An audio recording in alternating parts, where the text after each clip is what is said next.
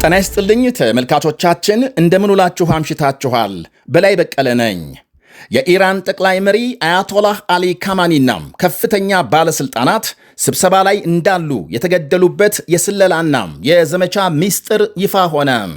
የመሪውን ግድያ ለመበቀል የሀገሪቱ አብዮታዊ ዘብ በመካከለኛው ምስራቅ ሀገሮች ሰፊ ጥቃት መፈጸሙ ሲነገር የአሜሪካ ወታደሮችን ጨምሮ በርካታ ሰዎች መገደላቸው ታውቋል።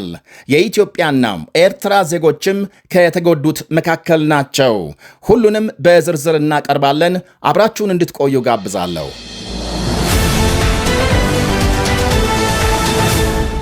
የኢራን ጠቅላይ መሪ አያቶላህ አሊ ካማኒን መገደል ተከትሎ የሀገሪቱ አብዮታዊ ዘብ የበቀል እርምጃም መፈጸሙ ተነገረ። በጦርነቱ ሁለተኛ ቀን ውሎ የአጥቂ መስመሩን የተቆጣጠረው አብዮታዊ ዘብ የባህረ ሰላጤው ሀገሮች ላይ ሚሳኤል ማዝነቡ ሲነገር እስራኤል፣ የተባበሩት አረብ ኤሚሬትስ፣ ኳታር፣ ሳውዲ አረቢያና ሌሎችም በፍንዳታ ሲናወጡ መዋላቸው ታውቋል። ቤይት ሸሜሽ በተባለች የእስራኤል ከተማ በኢራን ባለስቲክ ሚሳኤል በጥቂቱ 8 ሰዎች ሲገደሉ በርካቶች መቁሰላቸው ተነግሯል። በኩዌት አንድ ሰው ሲገደል 32 መቁሰላቸውን የሀገሪቱ ጤና ጥበቃ ሚኒስቴር ገልጿል። በዱባይ ከትላንት ጀምሮ ኢራን በሰነዘረችው የሚሳኤል ጥቃት 3 ሰዎች ሞተው 56 ገደማ መቁሰላቸው ሲነገር በአጠቃላይ ኢራን ወደ ዱባይ ካስወነጨፈቻቸው 165 ባለስቲክ ሚሳኤሎች መካከል 10ሩ ከመክሸፍ አምልጠው አደጋ ማድረሳቸውን የሀገሪቱ መንግስት አስታውቋል። ቴሄራን 541 ድሮኖች መተኮሷንና 30ዎቹ ሲያመልጡ የተቀሩት መክሸፋቸውን አመልክቷል። በዱባይ የተገደሉት 3 ሰዎች የፓኪስታን፣ የኔፓልና የባንግላዴሽ ዜጎች መሆናቸው ታውቋል። ከቆሰሉት መካከል ደግሞ 2 የኢትዮጵያና የኤርትራ ዜጎች መኖራቸውን ለማወቅ ተችሏል። የሳውዲ አረቢያ ውጭ ጉዳይ ሚኒስቴር በሀገሩ የሚገኙ የኢራን አምባሳደርን ጠርቶ ሲያነጋግር በፓኪስታን በኢራን ላይ የተፈጸመውን ጥቃት በመቃወም በተነሳ ብጥብጥ 9 ሰዎች መገደላቸው ታውቋል። ሰልፈኞች የአሜሪካንን ኤምባሲ ወረው ጉዳት ለማድረስ ሲሞክሩ ከፖሊስ ጋር በተካሄደ ግጭት ከሞቱት ሌላ ከ30 በላይ መቁሰላቸውን ሮይተርስ ዘግቧል። ይህንኑ ብጥብጥ ተከትሎ ፓኪስታን ያሉ የውጭ ዜጎች ከቤት እንዳይወጡ የማስጠንቀቂያ መልእክት ተላልፏል።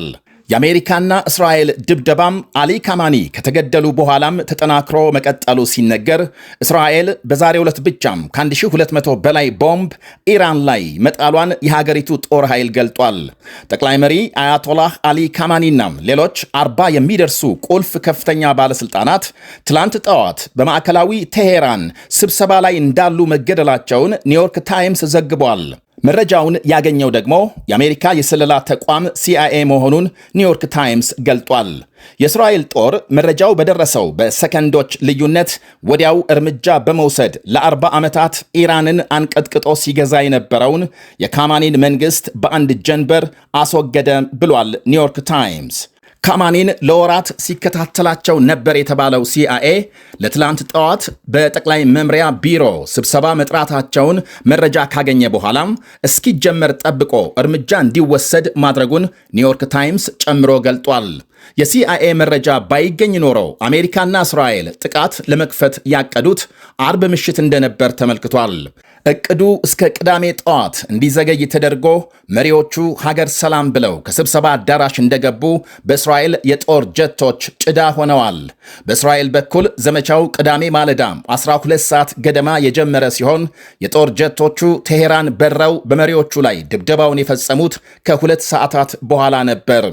በጥቂቱ ከ30 በላይ ቦምብ በህንፃው ላይ መውረዱንና በጥቃቱ አሊ ካማኒ፣ ሴት ልጃቸው፣ ባለቤቷና ሌሎች ከፍተኛ ባለስልጣናት ተገድለዋል። የሀገሪቱ መከላከያ ሚኒስትር፣ የአብዮታዊ ዘብ ኃላፊና የካማኒ የቅርብ አማካሪ ይገኙበታል።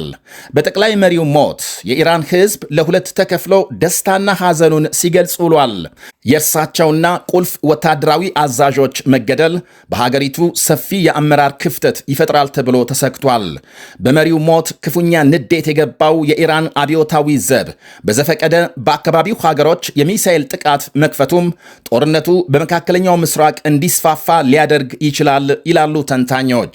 አሁን ሀገሪቱን እየመሩ ያሉት የሀገሪቱ ፕሬዝዳንት ማሱድ ፔዜሽኪያን ኢራን ሁሉንም የበቀል እርምጃ እንደምትወስድ መዛታቸውና የአሜሪካ ፕሬዝዳንት ዶናልድ ትራምፕ ቴሄራን በአካባቢው ሀገራት ላይ ሚሳኤል መተኮሷን የምትቀጥል ከሆነ ከስካሁኑ የከፋ ጥቃት እንደሚፈጽሙ ማስጠንቀቃቸው ጦርነቱ ወደ ቀጠናው ይስፋፋል የሚለው ስጋት እንዲጨምር አድርጓል።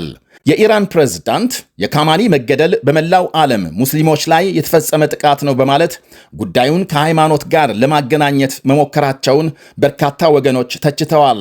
ካማኒ ለተቃውሞ ሰልፍ ስለወጣ እንዲገደል የወሰኑበት አብዛኛው ሰልፈኛ ሙስሊም መሆኑን ፕሬዝዳንቱ እንዴት ዘነጉ በማለት ይጠይቃሉ። ታዲያም ካማኒ ለራሳቸው ሙስሊም ዜጋ ያልሆኑ የየትኛው ሀገር ሙስሊም ነው ግድያውን በራሱ ላይ እንደተፈጸመ ጥቃት ሊቆጥር የሚችለው በማለት አክለዋል። የቤት ኪራይ መክፈል አቅቶት በምሬት አደባባይ ወጥቶ በካማኒ ወታደሮች ጥይት የተገደለው የ27 ዓመቱ መሐመድ ኡስማንና ሌሎች በሺዎች የሚቆጠሩ ወጣቶችስ ደም ይጠይቃሉ ደግመው የኢራን ፖለቲካ ተንታኙ ለሮይተርስ በሰጡት ቃል። ይህ በእንዲህ እንዳለ በዚሁ በመካከለኛው ምስራቅ በተነሳው ግጭት የተለያዩ አየር መንገዶች በረራ በማቆማቸው በሺዎች የሚቆጠሩ መንገደኞች መጉላላት እንደገጠማቸው ተነግሯል። ሉፍታንዛም፣ የብሪቲሽ ኤርዌይስ፣ የህንድና ሌሎች አየር መንገዶች በረራ ማቆማቸውን አስታውቀዋል። ወደ እስራኤል፣ ቴል አቪቭ፣ ባህሬን፣ ዱባይ፣ ኳታር፣ ዶሃም ይጠቀሳሉ። ግዙፍ ከሚባሉ የመካከለኛው ምስራቅ አውሮፕላን ጣቢያዎች አንዱ የዱባይ አውሮፕላን ማረፊያ በኢራን ሚሳኤል ተመቶ 4 ገደማ ሰራተኞቹ መጎዳታቸው ተነግሯል። በሌላ በኩል 3 የአሜሪካ ወታደሮች መገደላቸውንና 5 መቁሰላቸውን የአሜሪካ ጦር ኃይል ገልጧል። በኢራን የመልሶ ማጥቃት ዘመቻም ከቆሰሉት ወታደሮች መካከል 2ቱ አስጊ ሁኔታ ላይ እንደሚገኙ አመልክቷል። በተያያዘም የኢራን አብዮታዊ ዘብ በአሜሪካ አውሮፕላን ተሸካሚ መርከብ አብርሃም ሊንከን ላይ ጥቃት መፈጸሙን አስታውቋል። በ4 የባለስቲክ ሚሳኤል መመታቱን ቢገልጽም ስለደረሰ ጉዳት ለጊዜው አልታወቀም ብሏል አልጀዚራም። የአሜሪካ ጦር ኃይል ዘግይቶ በሰጠው ምላሽ የኢራንን መግለጫም ውድቅ አድርጓል። በኦማን ባህር ዳርቻ ደግሞ አንድ ነዳጅ የጫነ መርከብ ላይ ጥቃት መፈጸሙ ሲነገር 4 የመርከቡ ሰራተኞች መጎዳታቸውን የኦማን ባለስልጣናት ገልጸዋል። ከመርከቡ ሰራተኞች 15ቱ የህንድ፣ ቀሪ 5ቱ የኢራን ዜጎች ናቸው። ይኸው ስካይላይት የተሰኘው መርከብ በማን ጥቃት እንደተፈጸመበት በግልጽ የተባለ የለም። ማምሻውን በተሰማ ዜና ደግሞ ሳውዲ አረቢያ የሪያድ ዓለም አቀፍ አውሮፕላን ማረፊያና የአሜሪካ ወታደሮች የሰፈሩበትን የልዑል ሱልጣን አየር ኃይል ጣቢያን ኢላማ ያደረገ የኢራን ሚሳኤል ጥቃት ማክሸፏን አስታውቃለች።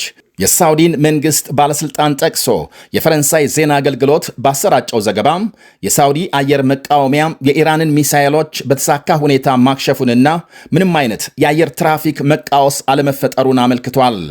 የኢራን ድሮን ጥቃት አቡዳቢ በሚገኘው የፈረንሳይ ባህር ኃይል ጣቢያም ቃጠሎ ቢያስከትልም ምንም አይነት ጉዳት አለማድረሱን የሀገሪቱ ባለስልጣን ገልጸዋል።